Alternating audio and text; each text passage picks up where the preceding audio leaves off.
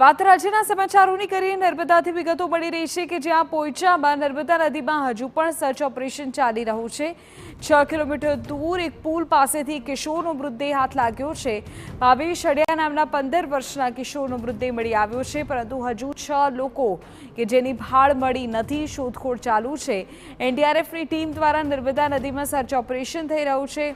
નર્મદા નદીમાં નાહવા ગયેલા બાળકો અને કિશોરો ડૂબ્યા હતા। 7 લોકો ડૂબ્યા હતા, એમાંથી એકનો હાલમાં મૃતદેહ મળ્યો છે। આ જ મામલે જાણકારી મળી રહી છે કે નર્મદા નદીમાં પોઈચા ખાતે સેફટીનો અભાવ છે। નદીમાં નાહવા માટે સાંકળ કે પછી લાઈફગાર્ડ છે જ નહીં। નદીમાં સેફટી રાખવામાં આવી હોત તો આવી ઘટના ન બની હોત તેવું પણ ચોક્કસપણે માનવામાં આવી રહ્યું છે। સ્થાનિક તરવૈયાઓને કારણે એક વ્યક્તિનો તો જીવ બચ્યો હતો, પરંતુ 7 લોકો ડૂબી ગયા હતા।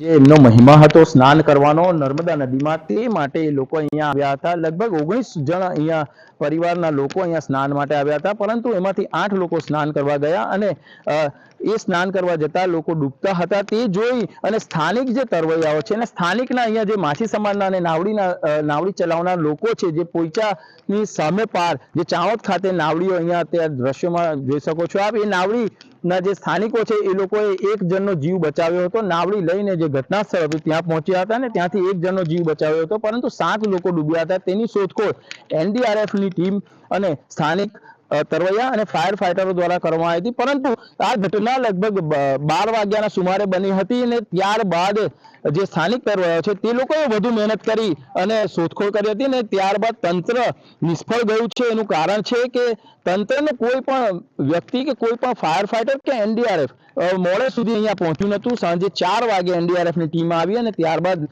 એમણે શોધખોળ ચાલુ કરી। રાત્રે મોડે સુધી શોધખોળ કરવામાં આવી હતી, પરંતુ મૃતદેહ મળ્યા નહોતા। સવારે એક મૃતદેહ મળ્યો છે। બીજું એક કારણ એ છે કે જે આ જે નર્મદા નદી છે ત્યાં ધાર્મિક કાર્યો થતા હોય છે।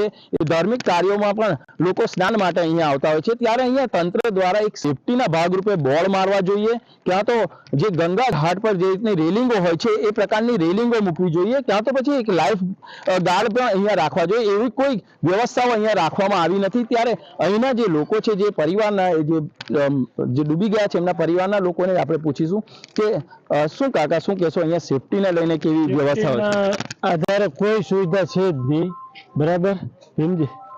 અને આ ધાર્મિક સ્થળ છે, અહીંયા લોકો બહારથી બધા આવતા હોય છે, તો અહીંયા કાં બોર્ડ મારવા જોઈએ, સેફટીના રૂપે અહીંયા ગાર્ડ મેકવા જોઈએ, અથવા ગમે વ્યવસ્થા સરકારને કરવી પડે કે આ બને આવો બીજી વાર પ્રશ્ન ના બને કે ગમે વર્ષોથી અહીંયા આવા બનાવો બનતા છે, બીજી વાર પ્રયત્ન બને। શું કહેશો તમે અહીંયા સેફટીને લઈને શું હોવું જોઈએ? અહીંયા સેફટીને લઈને પહેલા તો હું તમને પાણી કેટલું ઊંડાણમાં છે, બરાબર કે આ જગ્યા ઉપર 5 ફૂટ છે, આગળ જવામાં ધ્યાન આપજો।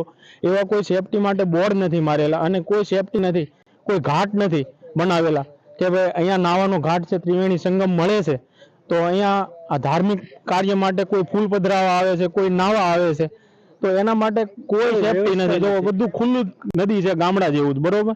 તો આ માટે સરકારે જાગૃત થઈ અને કાંઈ પણ પબ્લિક માણસ બસે એના માટે પગલાં લેવા જોઈએ ખરા।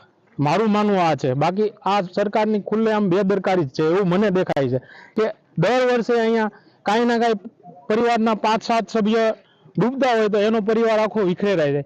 હવે મારા આ સાઢુભાઈ છે, એમના ઘરેથી 4 જણા છે, મારા સાઢુભાઈ, એમના 2 સંતાન અને એક એના નાના ભાઈનો છોકરો, બરાબર। તો એની ઉપર તો હું તમને કહું આપ તૂટી પડ્યું એવું દખ છે।